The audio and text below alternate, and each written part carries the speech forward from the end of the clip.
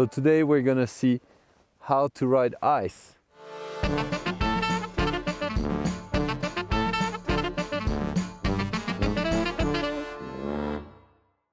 Ice patches have always been something that you rappel down from or that stops you from doing a line.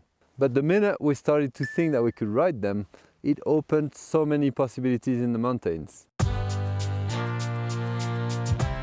So the technique to ride ice is super basic. Just go straight.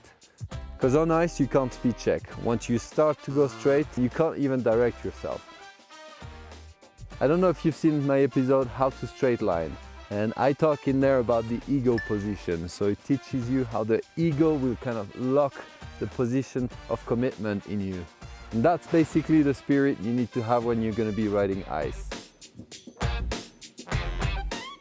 So the riding part is easy, but knowing that you've got no control once you're committed, it's important to really choose your line on the ice.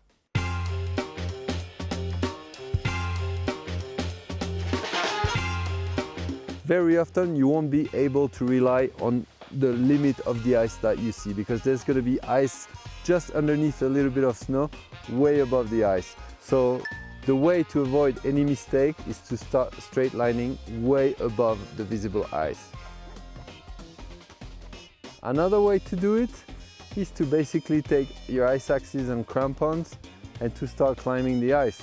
So there you can really check your line, check all the angles on the ice which are going to define your direction, and also check out all the rocks sticking out, all the bumps, and your exact line. That way you're going to be able to spot your entry line and your exit. The outrun is super important. So another way to do it is to come from the top and set up a little rappel which is going to allow you to come down on the ice, check the snow ice quality, check out all your line, check out all the different factors around. So first of all, the white ice, the one that has been getting a lot of sun, and it's kind of white with a tiny bit of blue on it. This one is kind of edgeable. You don't want to do a big run on it, but you can manage. Then there is the blue ice. It's the one that has kind of started to change, which is getting towards the white, which has had a bit of sun. You don't really know with this one what you're gonna get. So sometimes it will be edgeable, sometimes not. And then there is the black ice. That's the one which never gets the sun, which you get really at the heart of the winter.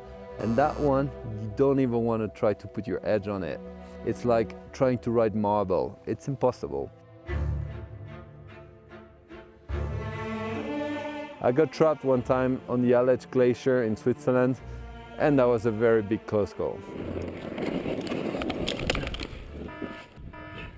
So on this line, I was not really going to ride an ice patch. I was just trying to enter my line, but it was kind of this time of the year where there was still ice in the faces, so I went really cautiously. And as you can see, I was checking the snow quality to look for that little layer of crust. And all of a sudden, I could see a little change in the surface of the snow, so I got careful. And that day, I learned how tricky hard ice can become.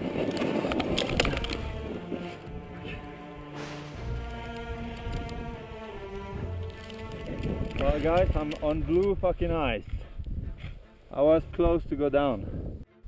I put my ice screw in, I'm safe. Riding ice can be a bit full on, but sometimes you could find a patch of ice on your way in the high alpine. And if it's not exposed, maybe just go and put your skis on it, or your crampons, or your ice axe, and understand how the edges function around it. And that will make you a better steep skier, and that's what it's all about. But take it with caution, because it's a very tricky thing, but very enjoyable if you get it right.